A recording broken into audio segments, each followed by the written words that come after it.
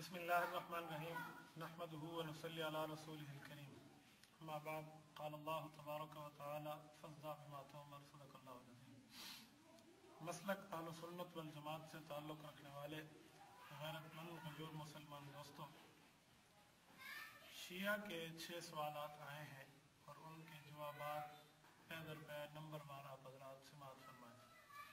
سب سے پہلے ایک ہمارے شیعہ دوست نے سوال لکھ کے بھیجا ہے کہ ولادت کے وقت بچے کے ہاتھ کیوں کھلے ہوتے ہیں؟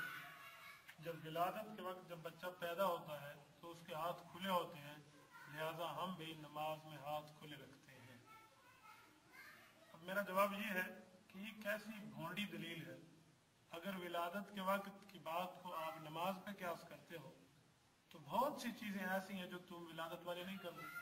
مثلا جب بچہ پیدا ہوتا ہے اس کی ناف کے ساتھ ناڑے لٹک رہے ہوتے ہیں، تو اب شیعہ نماز پڑھے اور ناف کے ساتھ ناڑے لٹکے ہوئے ہوں، ایک بات۔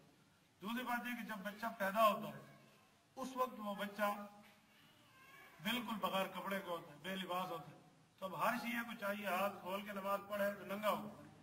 ہاتھ کھولتے ہو نا بچوں کی وجہ سے، پھر کپڑے کیوں پہنتے؟ کیا بچہ کپڑے سے مت پیدا ہوتا ہے؟ کپڑے بغیر پیدا ہوتے ہیں، تو ہر شیعہ بھی بغیر کپڑے کے نماز پڑھے، کپڑا کیوں نہ ہوتا؟ اگر تم کہو گے کہ کپڑا ڈھانپنا شریعت کا حکم ہے تو میں کہوں گا ہاتھ باندھنا بھی تو شریعت کا حکم ہے۔ ایک حکم کو لے کے ایک حکم کو چھوڑ دینا یہ بے انصافی ہے، ایک سوال۔ دوسری بات یہ ہے کہ ایام حج میں 2 نمازیں اکٹھی کیوں پڑھی جاتی ہیں؟ ایام حج میں ہم ایام حج میں ہم 2 نمازیں اکٹھی پڑھتے ہیں، تو لہٰذا ہم بھی یہاں نمازیں اکٹھی پڑھیں گے۔ سب سے پہلی بات یہ ہے کہ ایام حج میں، یہ اس نے خود سوال میں لکھا ہے کہ حج میں جو ہے نا کیا کہتے ہیں، یہ ہوتا ہے جب حج میں نمازیں اکٹھی پڑھی جاتی ہیں تو ہر سال حج ایک دفعہ ہوتا ہے یا پورے سال میں حج ہو رہا ہوتا ہے؟ بتائیں، ایک دفعہ ہوتا ہے، تو یہ بھی ایک دفعہ پڑھتے ہیں۔ حج والی دلیل یہاں کیوں لاتے ہیں؟ ایک بات۔ دوسری بات یہ کہ حضرت پاک علیہ الصلوۃ والسلام نے حج کے دنوں میں اسی طرح ہی نمازیں پڑھی ہیں تو ہم پڑھتے ہیں۔ تم دکھا دو کہ نبی علیہ الصلوۃ والسلام مدینہ میں ہوں ہمیشہ حضور 2 نمازیں اکٹھی پڑھتے ہوں، یہ تم دکھا دو، ہمیں پڑھنا شروع کر دیں۔ جہاں حضور نے پڑھی ہے وہاں سنی پڑھتے ہیں 2 نمازیں اکٹھی، جہاں حضور نے نہیں پڑھی تو وہاں ہم نہیں پڑھتے۔ یہ کہاں سے ثابت ہے کہ تم دکھا دو کہ 2 نمازیں ایک وقت؟ بلکہ حضرت پاک علیہ الصلوۃ والسلام نے تو یہاں تک فرمایا کہ بغیر عذر کے اگر 2 نمازیں اکٹھی پڑھو تو بندہ جہنمی بن جاتا ہے۔ یہ حدیث پاک ہے ابن عباس رضی اللہ تعالی عنہما قال قال رسول اللہ صلی اللہ علیہ وسلم من جمع بین الصلاتین بغیر عذر فقد اتى بابا من ابواب الكبائر رواہ الامام حاکم۔ امام حاکم کی اس پر پوری روایت پڑھی ہے کہ 2 نمازوں کو ایک وقت میں بلا کسی عذر کے اکٹھا پڑھو تو بندہ جہنمی بن جاتا ہے۔ تو جب یہ بات حدیث میں آئی ہے، یہ حدیث تمہیں نظر کیوں نہیں آتی؟ اور آگے مزے کی بات، متصل ساتھ حضرت علی المرتضیٰ کی روایت لکھی ہوئی ہے۔ حضرت علی فرماتے ہیں حضرت پاک علیہ السلام نے فرمایا کہ 3 چیزوں میں تاخیر نہ کرو۔ ایک وہ کہ جب نماز کا وقت ہو جائے، ان 3 چیزوں میں ایک وقت یہ ہے کہ جب نماز کا وقت ہو جائے، نماز کا وقت ہو گیا پھر بھی تم انتظار کرو، ہم 2 کو اکٹھا پڑھیں گے تو پھر تم حضرت علی کے مخالف ہو۔ تو لہٰذا یہ بات سراسر غلط ہے، یہ ایام حج کی بات ہے، ایام حج والی باتیں یہاں نہیں چلتی۔ ایک دوسری بات یہ کہ ایام حج میں شیطان کو کنکر مارے جاتے ہیں، پھر تمہاری نماز اکٹھی پڑھو اور شیطان کو کنکر بھی مارو، ٹھیک ہے۔ ایک اور بات، ایام حج کے اندر بندہ سلا ہوا کپڑا بھی نہیں پہنتا، وہ احرام پہن رہا ہوتا ہے، تو آپ بھی احرام پہنا کرو۔ ایام حج میں تو بندے کا بازو ننگا ہوتا ہے، کھلا ہوتا ہے، یہاں تو تمہاری عورتیں اور تمہارے مردوں نے بازو بند رکھے ہوئے ہوتے ہیں، آپ دیکھیں نا طواف کے دوران رمل میں تو بازو کھلا ہوا ہوتا ہے، تو تم بھی ایسے کر کے نماز پڑھو نا۔ ایام حج میں سر پہ ٹوپی نہیں ہوتی، پھر ساجد نقوی کے سر پہ پگڑی ہر وقت کیوں رہتی ہے؟ یہ بھی سر ننگا پہنے نا۔ حج والی باتیں یہاں قیاس نہیں ہو سکتی، ٹھیک ہے۔ تیسرا سوال یہ ہے کہ باغ فدق حضرت فاطمہ الزہرا رضی اللہ تعالیٰ عنہ کو رسول اللہ صلی اللہ علیہ وسلم نے دے دیا تھا، پھر کس نے اس کو پھاڑا اور کس نے حکومت کی تھی؟ یہ سوال بھی غلط ہے۔ باغ فدق درہ خیبر کے ساتھ ایک چھوٹی سی زمین ہے، اس میں 13 کھجور کے درخت ہیں۔ حضرت فاطمہ الزہرا رضی اللہ تعالیٰ عنہ وفات کے بعد رسول اللہ صلی اللہ علیہ وسلم کے پاس، حضور پاک کی وفات کے بعد حضرت ابوبکر صدیق کے پاس آئیں اور آ کر عرض کیا کہ میرے باپ کی میراث ہے، مجھے دے دے۔ تو حضرت صدیق اکبر رضی اللہ عنہ نے فرمایا فاطمہ دیکھو، تمہارے باپ کی چھوڑی ہوئی زمین تو ہے، لیکن تمہارے اسی والد صلی اللہ علیہ وسلم نے فرمایا ہے نحن معاشر الانبیاء لا نورث ولا نورث، کہ ہم انبیاء کی میراث تقسیم نہیں ہوتی۔ تم جاؤ اپنے گھر، حضرت علی اپنے خاوند سے پوچھو، اگر وہ کہہ دیں حضور کی میراث تقسیم ہوتی ہے تم لے جاؤ۔ تو حضرت علی سے میں کسی صحابی نے بھی انکار نہیں کیا، سب نے کہا ٹھیک ہے، نبی کی وراثت تقسیم نے حضرت فاطمہ واپس چلی گئی۔ تو حضرت فاطمہ کو حضور نے دیا تھا، کوئی آیت قرآن کی نہیں ہے، کوئی حدیث حضور کی نہیں ہے، یہ تم جھوٹ بول رہے کہ حضرت فاطمہ کو حضور نے دیا تھا۔ وہ حصہ تو حضرت پاک علیہ السلام نے اپنے سارے گھر والوں کو اس سے چیزیں تقسیم کرنے کے لیے دیا تھا. اس سے جو کھجوریں آتی تھی حضور کی بیویوں کو بھی جاتی تھی, حضور کی بیٹی کو بھی جاتی تھی, سب کو برابر جاتی تھی. اور آج تک ایسے ابوبکر صدیق کے گھر میں اس وقت ان کھجوروں میں سے ایک دانہ آتا تھا. آج تک آپ سعودیہ چلے جائیں, شاہی خاندان میں شاید ایک دانے اس سے آتا ہے, وہی اہل بیت کے گھروں میں جا رہا ہوتا ہے. یہ اور بات ہے کہ نبی کی وراثت تقسیم نہیں ہوتی.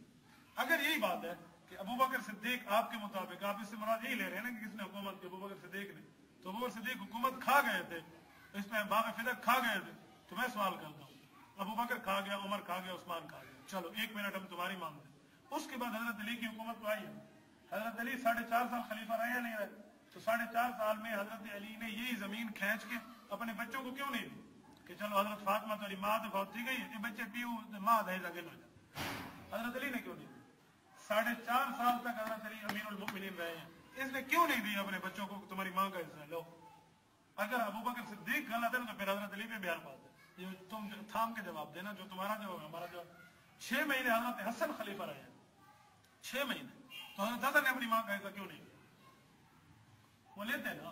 تو پتا چلا علی, حسن, حسین سارے جانتے تھے کہ صدیق اکبر نے حدیث سچ سنائی, اس لیے سب نے نہیں لیا. ورنہ تم مجھے دکھا دو کہ حضرت علی اپنے دور میں یہ زمین اٹھا کے اپنے بچوں کے نام پہ الاٹ کر دو. زمین تو تھی نا, کہ چلی تو نہیں گئی تھی. تو باغ فدق کی زمین حضرت علی نے حضرت فاطمہ کو کیوں نہیں دی؟ چلو فاطمہ فوت ہو گئی تو ان کے بچوں کو کیوں نہیں دی کہ اپنی ماں کا حصہ گنو؟ تو پتا چلا جھوٹ ہے, ڈرامے بازی. ایک دوسرا جواب ذرا دل پہ ہاتھ رکھ کے شیعہ سننے, قیامت کی صبح آ سکتی ہے شیعہ اس بات کا جواب نہیں دے سکتا. شیعہ کہتے ہیں کہ یہ زمین حضرت فاطمہ کی تھی. یہ کس منہ سے کہتے ہیں؟ اصول کافی میں شیعوں کی معتبر کتاب ہے بخاری شریف کے مقابلے میں, محمد بن یعقوب کلینی شیعہ نے لکھی ہے. اس میں وہ ایک باب قائم کرتا ہے کہ باب ان النساء لا یرثن من العقار شیئا, کہ ہمارے شیعہ مذہب میں یہ مسئلہ ہے کہ عورت کبھی زمین کی مالک نہیں بن سکتی. جب عورت زمین کی مالک نہیں بن سکتی تو حضرت فاطمہ کو کس بنیاد پہ حضور نے دیا تھا؟ یا شیعہ اپنا مذہب چھوڑے, اصول کافی کتاب چھوڑے, یا حضرت فاطمہ والی زمین لے. یہ کون سی بات ہے؟ تم کہتے بھی ہو کہ وہاں سے نہیں لیتے, کہتے ہیں نا مدعی لاکھ پہ باری ہے گواہی تیری. یہ ایک ہی بات ہے, گھر کا حوالہ ہے ان کا. ان النساء لا یرثن من العقار شیئا, اصول کافی, کہ عورت کبھی زمین کی وارث بن ہی نہیں سکتی, وہ پیسوں کی وارث بنتی ہے. تو باغ فدق تو زمین تھی, پیسے تو دے نہیں. آگے ایک اور بات, تیسری بات یہ ہے کہ اگر حضرت فاطمہ نے یہ بات مائنڈ کی ہوتی اور صدیق اکبر سے ناراض ہو گئی ہوتی, تو میں تم سے پوچھتا ہوں کہ حضرت فاطمہ جب فوت ہونے لگی تو وہ کون سی عورت تھی جو حضرت فاطمہ کے سر پہ ٹھہر کے تیمارداری کر رہی تھی؟ صدیق اکبر کی بیوی حضرت اسماء بنت عمیس رضی اللہ تعالی عنہا, صدیق اکبر کی بیوی, اور یہ حضرت فاطمہ خدمت میں لگی ہوئی وفات کے وقت. اگر صدیق اکبر اس کی چیزیں کھا گیا تھا تو اپنی ذال کو بھیجا کہ میں اس خدمت لاتا. اور ایک اور بات بتاؤ, تم ہر وقت کہتے حضرت فاطمہ بڑی اچھی عورت تھی, ہم بھی مانتے, انہوں نے اپنا پردے والا جنازہ اٹھوایا تھا رات کو. یہ کس نے اسے بتایا؟ یہ اسی حضرت اسماء نے, صدیق کی بیوی نے بتایا تھا کہ آپ ایسے ایسا کریں. یہ ان سے پوچھ کے انہوں نے پردے والا جنازہ اٹھوایا اور رات کو جنازہ اٹھوایا. کچھ تو ہے ہوگا. 2 روایتیں ہیں. سنی مذہب میں یہ ہے کہ حضرت فاطمہ کا جنازہ حضرت علی نے پڑھایا. شیعہ مذہب سے ہم ثابت کریں گے کہ حضرت فاطمہ کا جنازہ صدیق اکبر نے پڑھایا. ہماری مسلم شریف میں ہے کہ حضرت علی نے پڑھایا. شیعہ مانتے ہیں کہ حضرت صدیق اکبر نے حضرت فاطمہ کا جنازہ پڑھایا. اگر صدیق زمین ہی کھا گیا ہے, حضرت علی کیوں کو جنازہ پڑھا بیٹھے تھے؟ ایک سوال اور بھی کروں, میں تمہاری ساری باتیں مان لیتا ہوں کہ فاطمہ کی زمین صدیق اکبر کھا گیا تو صدق. تم کہتے ہیں حضرت علی کے پاس تلوار تھی, ذوالفقار, لا فتح الا علی ولا سیف الا ذوالفقار. ذوالفقار تلوار تھی حضرت علی کے پاس, اٹھاتے تھے 7 آسمان چل جاتے تھے اور نیچے رکھتے 7 زمینیں. وہ تلوار حضرت علی اٹھاتے اور صدیق کے پاس آتے نا, دے میں نہیں رہا زمین, وہ تلوار کہاں گئی؟ جھوٹ کا پاؤں نہیں ہوتا, اسی وجہ سے شیعہ کو یہ سوال کرتے ہوئے شرم آتی ہے. چوتھا سوال ان کا یہ ہے کہ میت کے ہاتھ کیوں کھلے ہوتے ہیں؟ لہذا میت کے ہاتھ کھلے ہوتے ہیں تو ہم بھی ہاتھ کھولتے ہیں. تو انہیں کہو یہ تو میت ہے, اس کو دوسرے غسل دلاتے ہیں, تم ہاتھ کھولتے ہو, ہم بھی تمہیں غسل دلاتے ہیں. یہ کون سی بات ہے میت کے ہاتھ کھلے ہوتے ہیں؟ میت کو تو جنازہ پڑھا جاتا ہے, تو ہر شیعہ اپنے زندہ بندے کا جنازہ پڑھتے ہیں. اور میت کا معاملہ اور ہے, اس کا معاملہ اور ہے. اگر یہ بات ہے تو میت کو جب غسل دلاتے ہیں تو اس کے پاؤں قبلے کی طرف ہوتے ہیں, یاد رکھنا. پیر کعبے والے پاس ہے, کیوں ان کا منہ کعبے والے پاس ہے؟ اگر پیر کعبے کی طرف نہ کرے نا تو اس کا منہ کعبے کی طرف ہو نہیں سکتا غسل کی وجہ. تو پھر ہر شیعہ کعبے کی طرف پیر کیا جائے. کیا میت ہے کیا؟ یہ میت کون سی دلیل ہے؟ میت کے سر پہ تو ٹوپی رکھتے نا پگڑی رکھتے, پھر یہ اپنے سر پہ نہ رکھے. اور ایک اور سوال ہے, اگر میت ہاتھ کھول کے سوتا ہے تو شیعہ ہاتھ کھول کے نماز پڑھتے. میت کے جسم پہ کپڑا بغیر سلا ہوتا ہے یا سلا ہوا ہوتا ہے؟ تو یہ بغیر سلے ہوئے کپڑے. ٹھیک, ٹیڑھا بات ہے تو کیا کرتی ہے میں دیکھتا ہوں کہ شیعہ کی وجہ یہ اور بات ہے. اچھا میت کے جسم جو کپڑا پہنتے ہیں اس میں جیب ہوتے کہ نہیں ہوتے کفن میں تو یہ بھی اپنے جیبیں کٹوا دے کیوں میت کے نہیں ہوتے کرتا ہے دنیا میں مال جمع لوگ کس کے لیے یہاں سلتا ہے آدمی کی کفن جیب کی بغیر تو یہ بھی اپنا جیب کٹوا دینا. یہ میت والی بات اپنے پاس رکھو فضول بات ہے میت ہی میت کو تو قبر میں دفن کرتے شیعہ ہاتھ کھول سے پڑے نماز میں پڑیں گے یاد نہیں تو یہ فضول بات ہے. پانچواں سوال ہے کہ غدیر خم انہوں نے اس کا نام لکھا ہے پلان پہ کھڑے ہو گئے یہ جگہ کا لفظ ہے اصل میں غدیر خم. غدیر خم پہ حضرت علی المرتضیٰ رضی اللہ تعالیٰ عنہ کو نبی علیہ السلام نے کھڑے ہو کے تقریر کی تھی اور حضرت علی کے بارے میں کیا فرمایا تھا میں سناتا ہوں کیا فرمایا. حضور پاک علیہ السلام موجود تھے صحابہ کرام بھی تھے حضرت علی بھی تھے.